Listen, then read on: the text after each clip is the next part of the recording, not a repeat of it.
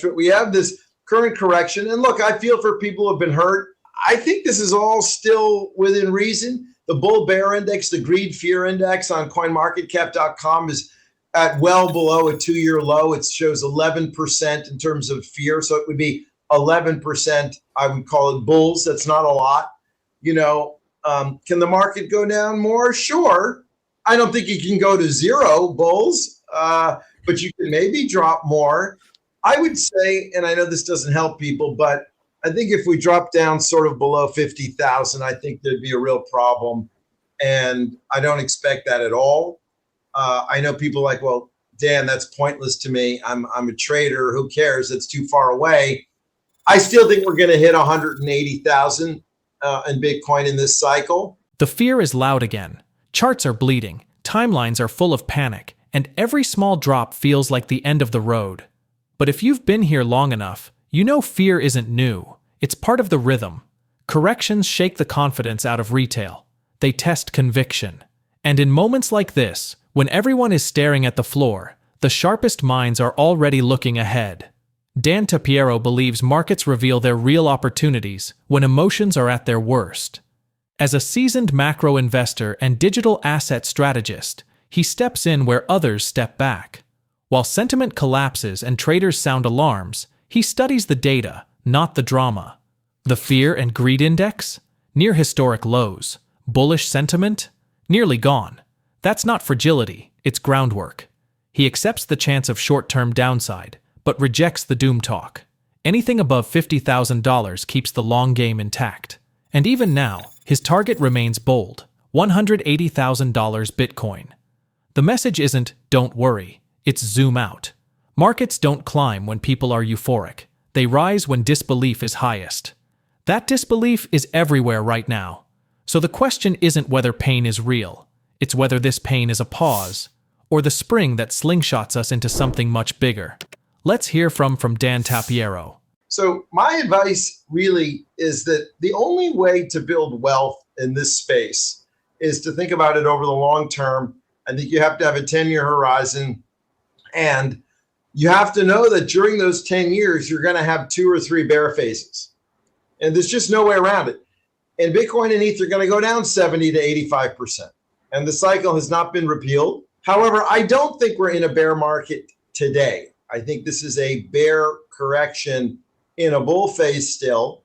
And I've been saying since the bottom, I'm just going to keep rambling on because I'm going to keep going. Since the bottom in 22 and 23, I've thought that, we would head up to about 100,000 on Bitcoin and then stop. And I said that, probably 2 weeks after the FTX collapse. I've said it at the end of 22, 23. 100,000 is just a big round number. It's a number that every person who has bought, let's say, sub 5,000, and there are a lot of people, I think in their mind use that as sort of the holy grail number, right? If I make 100x, if I make 50x, if I make 20x, I'm going to get out, right? And so 100,000 is here. And, I hate to say it for the sort of the short-term traders or the younger guys in the space, but from our perspective as long-term investors in the space, there is no difference to me between 80, 100, and 120, right? To me, for us, the way we invest, that's all the same price. And I know that's not, you move from 120 to 80 in 2 months, it's a 40% correction. It's an extremely fast correction. People are unhappy. There's blood everywhere. Stories about, did a market maker go under? We had the October 10th flash crash, the Binance flash crash, where literally things evaporated. What happened there? By the way, that happens in the ordinary markets as well. People complaining about crypto. Crypto's more severe. As I said, it's more difficult. But we've had plenty of flash crashes. I can remember the 90s and 2000s in markets. One of the most famous ones in currencies was the flash crash in Euro Swiss. A buddy of mine was long Euro, short Swiss franc, which is something that didn't move much, went to the bathroom, came back and was completely wiped out. And you can go back and look at I forgot what year that was. But flash crashes happen. It's just, markets are a reflection of human behavior, human condition. markets all trade sort of the same, whether it's Bitcoin or ETH, or whether it's corn or soy, or gold. They have patterns. There's certain knowable ways that markets trade, but you need to have a lot of experience, and you have to have suffered a lot to be comfortable with the volatility. Now, why I say this space is not for civilians is just because everything is magnified 10x in crypto. The markets are 24/7, 365. The S&P future trades 5 times less, I think, the amount of hours per day, right? So that market for the S&P future, or U.S. stocks, I think U.S. stocks trade, crypto trades 5 times longer per year. So every year in every year in the traditional world is like 5 in crypto. So after 5 years, you've been bludgeoned to death multiple times. You've had these massive collapses. You have whole areas that explode. You have meme coins going up and then vaporizing. You've got NFTs, which were huge in 21, not existing. Then you have stable coins, which didn't exist in 21 at all, basically now doing $25 trillion in volume. Saying there were no real world assets to be tokenized in 2019, 20. Now that's a big theme. I go on and on and on.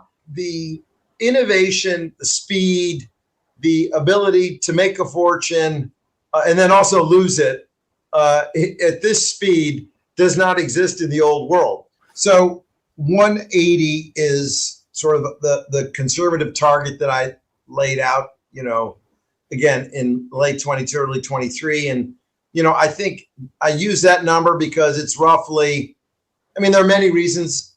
But let's not get into all of that right now. I would say that if we zoom out a little bit and talk about the macro backdrop outside of crypto digital assets, I do think the Fed has been dragging its heels. I think Powell has been, frankly, a horrible central bank chairman. I think, I remember, the brilliance of Alan Greenspan. Bernanke in the beginning was terrible. And then after 08 was very good. Janet Yellen was kind of down the fairway. But this guy, he raised rates from 0 to 5 too much too quickly, blew all sorts of things up. And then the economy's been slowing for a while. And, AI has made things a little worse. It's made things, I think, big picture better. But the unemployment rate is definitely going to go up. Doesn't take a genius to see that. I think, unfortunately, we don't have Scott Besson at the Fed. Scott is sort of an old-time macro guy who I know from my old world. And the guy is sort of one of the top macro thinkers and people who understand liquidity movement. I think he'd probably be the best guy out there to manage liquidity policy. But I'm sure he and the Trump administration have someone who they think will be competent. And I think I say aligned, but monetary policy just has been off, in my opinion. There's not been any real concern that we should have on inflation. The blip up that we had in 22, 23 was just obviously as a result of the post-COVID fiscal stimulus. It was very straightforward. It was not a structural change. And, 2-3% CPI, it's irrelevant. 6%, okay, but we knew that was a blip. So whether it's 3 or 2, it's like, minutia that's irrelevant. And I think Powell, having come from the private equity world, not really as skilled as previous Fed chairmen in the past 40 years on markets. I don't really see him as a market practitioner, has kept rates too high. I think rates should be closer to 2. The dollar will eventually be weaker. And then I think we're going to have a run in the markets, and I mean all markets, into the November 26 elections. So I think that the purging of the excess in NASDAQ, which hasn't quite happened yet, but I think potentially will now. Bitcoin tends to lead things. Despite Bitcoin leading, gold has been actually quite strong and holding in a lot of structural tailwinds there. We can get into that in a second, but I really do think that the administration is happy to have weakness now. Let the Fed keep rates too high now, And then in potentially Q1, or as the markets begin to sniff, I'm not sure when Powell's final date is, but that he'll be moving on and that we can have a nice ramp into the elections. I think that'll carry everything higher. I mean, that's sort of my macro backdrop. If you're here for quick flips, you're in the wrong market. Building real wealth in crypto takes time, pain, and a thick skin. The wild corrections, flash crashes, and broken narratives, all part of the ride. What matters is having a long-term vision and understanding that volatility is the toll you pay for outsized gains. With macro shifts, liquidity on the horizon, and a political cycle brewing, this isn't the end. It is the setup for something massive. Hold tight. The crypto landscape today is nothing like 2021. Fundamentals have strengthened, real revenue is flowing through DeFi, and stablecoins are driving utility at scale. Regulation is finally catching up, not cracking down. Politics is shifting too, with digital assets becoming part of the broader economic conversation. This isn't just hype, it's infrastructure. The space is still wild, but for those who understand it, crypto remains the easiest place to make money and the hardest place to keep it. Let's watch more clips from his interview. And then the crypto, if you look at where we were in 21, Bitcoin was 65,000. Today it's 83, 85. So the fundamentals today versus 21 are like 10 times better. Now I know we have the DATs, and the DATs now have sucked in a lot of liquidity. I've not really been interested in investing in any of the DATs. We did offer one as a co-investment to our investors because we believe that it actually will be an operating business. We only invest in operating businesses. And I think Michael Saylor is a genius, and I think strategy is just fine. But all of these other ones, I don't think there are enough professional people managing all these other DATs. So they've sucked in a ton of liquidity. And as usual in the crypto space, you've had a lot of,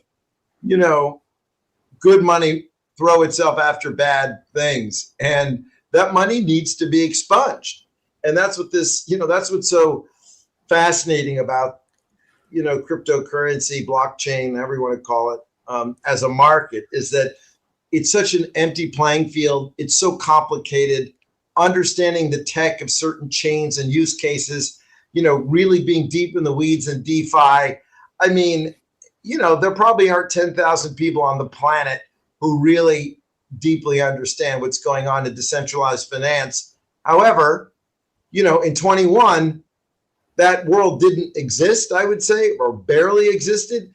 And today, you've got $200 million of revenue per month being thrown off in the world of DeFi. So there are so many more fundamentally super bullish things today versus 21 that are not discounted. I mean, the most important being this administration. I mean, we all remember how much under attack we were in 21, 22, 23. Gensler was probably the worst SEC chairman of my lifetime, completely, suing companies that we have in our portfolio that are actually today public. Think about that for a second. 18 months ago, they were being sued, and now they're public companies. So clearly, that whole administration had the wrong take on crypto and blockchain. And frankly, I will say something maybe a little bit out there, but I do believe that our world helped turn the election in Trump's favor. There are 50 million Americans who own cryptocurrency, and the PACs that were involved from the crypto community contributed, I think, quite a lot of capital to that campaign. And I think the Democrats now realize it, with the bipartisan passing of the Genius Act, I think eventual passing now of the Clarity Act. I don't think the Democrats are going to attack the space again. People ask me, is this administration thing just a one-off and it will revert back? I don't think it's reverting back. I think that it's a big enough voting cohort in America. And I think the U.S. now realizes that it should be the leader in what I call, this is the digitization of money and value, which is essentially what Bitcoin and blockchain is. It's just like the internet in the 90s was the digitization of information and ideas. We're going through the digitization of money and value, and the U.S. must take the lead. And I think that's like, if I look at like the 10 most important things going on today, they basically didn't exist in 21. So I think Bitcoin's probably worth a lot more than 30% higher than today. And then last thing I'll say before I let you cut in is that the digital asset ecosystem, which is how we measure things, was worth about, that's Bitcoin, ETH, all the alts, and then the value of all the equity in the space was worth about 3 trillion, 3 trillion in 21 at the peak. And today is now at around 4.5 or something like that. So I'm still expecting, another big chunk of this bull. So I have this view that eventually the entire analog world is going to move on chain. And of course, what moves first is money, because the money guys, they're the fastest, they're the quickest, they care the most. They're going to work 24/7.